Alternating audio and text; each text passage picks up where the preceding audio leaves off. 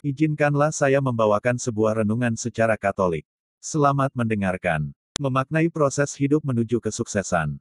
Apakah Anda menginginkan suatu hidup yang enak, harmonis, membahagiakan dan semua kebutuhan terpenuhi? Jika Anda bermimpi memperoleh surga, maka perlu melewati proses hidup yang nyata. Kita tidak bisa memperolehnya lewat khayalan dengan sikap pasif dan menunggu. Proses hidup mempunyai tahapan yang perlu dilewati. Kita tidak bisa melarikan diri, menyembunyikan diri atau melompat untuk melewati keadaan sulit. Kita harus berani menghadapi kenyataan dengan besar hati dan semangat.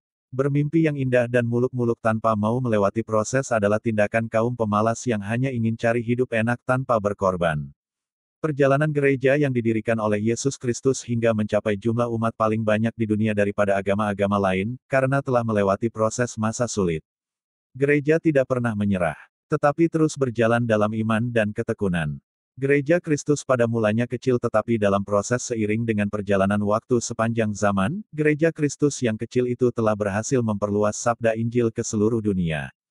Gereja inilah yang digambarkan dalam bacaan kitab Yehezkiel 17 ayat 22-24 sebagai pohon aras yang ditanam dari pucuk yang kecil lalu bertumbuh dan berkembang menjadi pohon aras yang besar tempat bernaungnya segala burung di bawah cabang-cabangnya yang rindang.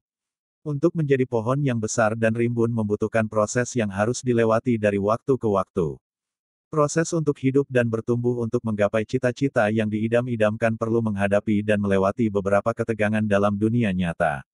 Kita bisa belajar dari Santo Paulus dalam bacaan kedua, 2 Korintus 5 ayat 6-10 tentang bagaimana dia menggambarkan perjalanan hidup imannya yang penuh dengan ketegangan yakni antara cita-cita masuk surga dan kelemahan tubuh sebagai manusia yang rapuh. Kunci yang digunakan oleh Paulus untuk menghadapi dan menjalankan ketegangan hidupnya adalah ketabahan. Paulus ingin untuk lari dari kenyataan yang menegangkan tetapi karena imannya yang teguh dan kuat, ia mampu menjalaninya dengan penuh ketabahan. Ketabahan memang harus dilandasi oleh iman. Ketabahan berdasarkan iman akan dituntun ke dalam tindakan-tindakan yang baik sesuai kehendak Tuhan. Akhirnya, hidup menjadi sukses. Namun, ketabahan tanpa iman, seseorang akan digiring ke dalam tindakan-tindakan jahat yang berujung pada kehancuran kekal. Demikian juga, ketabahan tanpa iman hanyalah sebuah bentuk pertahanan diri yang kosong dan rapuh. Hidup akhirnya berujung pada kegagalan. Perlu saya tegaskan bahwa kesuksesan bukan hanya semata-mata perjuangan manusia dan kegagalan bukan karena hukuman dari Tuhan. Tuhan memberikan kebebasan sepenuhnya kepada manusia untuk mengatur hidup ini secara bertanggung jawab. Kita masuk dalam puncak renungan, di mana Tuhan yang kadang kita anggap tidak berperan dalam hidup sebenarnya dialah yang paling penting menentukan arah hidup kita. Kita tidak bisa menilai peran Tuhan dalam hidup kita sesuai pemikiran manusiawi kita yang sangat terbatas. Mungkin kita merasa sombong karena tidak merasa adanya kehadiran Tuhan dalam meraih kesuksesan. Atau mungkin kita merasa Tuhan tidak berpihak kepada kita oleh karena kegagalan sesaat dalam hidup. Kadang kita menilai suatu kegagalan sebagai akhir segala-galanya. Tetapi bagi Tuhan adalah suatu proses untuk meraih kesuksesan yang masih tertunda. Injil hari ini mengisahkan sebuah perumpamaan tentang kerajaan Allah yang dibuat oleh Tuhan.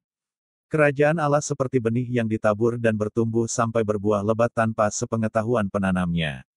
Petani hanya tahu menanam dan berharap sampai menghasilkan buah tanpa mengetahui proses pertumbuhan secara detail. Walaupun ilmu teknologi pertanian semakin canggih dengan adanya penemuan-penemuan seperti pupuk perangsang akar, perangsang buah tetapi masih banyak unsur dalam proses pertumbuhan yang mereka tidak pahami sebagai suatu misteri. Injil juga mengumpamakan kerajaan Allah seperti biji sesawi. Bijinya sangat kecil tetapi ketika tumbuh dan besar maka akan menjadi tempat bersarangnya semua jenis burung. Proses pertumbuhan biji sesawi pun tidak ada yang tahu secara detail. Proses pertumbuhan yang penuh misteri inilah sebagai gambaran tentang kerajaan Allah. Untuk memahami misteri ini membutuhkan iman. Selain itu, orang beriman perlu memiliki kepekaan dan keberanian untuk menapaki hidupnya, walau secara pelan namun pasti. Tantangan bagi generasi sekarang adalah adanya mentalitas budaya instan. Orang tidak mau menghadapi dan menjalani proses hidup yang sulit. Mereka cenderung menghindar kalau diberi tugas yang membutuhkan kerja keras. Apalagi kalau tugas itu tidak mempunyai benefit terhadap kepentingan pribadi. Mentalitas egoisme menjadi salib bagi generasi instan ketika diberi tanggung jawab yang membutuhkan kerja keras. Kadang generasi budaya instan berdalih dengan ungkapan "kita beda generasi", hanya untuk membela mental kemalasan, egoisme dan nafsu untuk memiliki tanpa berkorban. Perumpamaan tentang kerajaan Allah sebenarnya memberikan pencerahan kepada kita bahwa hidup yang diidam-idamkan adalah sebuah proses yang membutuhkan waktu untuk bertumbuh dan berkembang. Proses hidup secara detail, memang hanyalah Tuhan yang tahu, tetapi manusia perlu untuk bersabar dalam proses ini.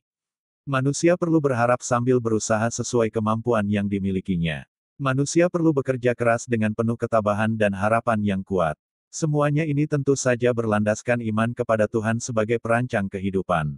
Proses perjalanan hidup gereja telah melewati banyak rintangan dan tantangan, tetapi gereja tetap maju dengan harapan besar. Olehnya gereja percaya bahwa sekali Allah menanam, Ia pasti akan memberi pertumbuhan, bahkan membuatnya berkembang. Apakah Anda merasa sendiri dan dikucilkan oleh Tuhan? Apakah Anda merasa bahwa doa-doamu tidak dikabulkan oleh Tuhan? Satu hal yang perlu kita sadari adalah bahwa Tuhan tidak pernah tidur dan tidak berhenti untuk menopang setiap langkah hidup kita. Tuhan tidak tidur dan tidak mati. Tuhan tetap hidup untuk memberikan kehidupan kepada kita.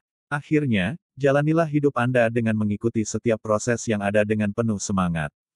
Keluarlah dari rasa egois, mental instan, malas-malasan, suka cari enak dan mental rasa nyaman. Hidup menjadi lebih bermakna apabila proses hidup dijalani dengan penuh iman. Semoga bermanfaat.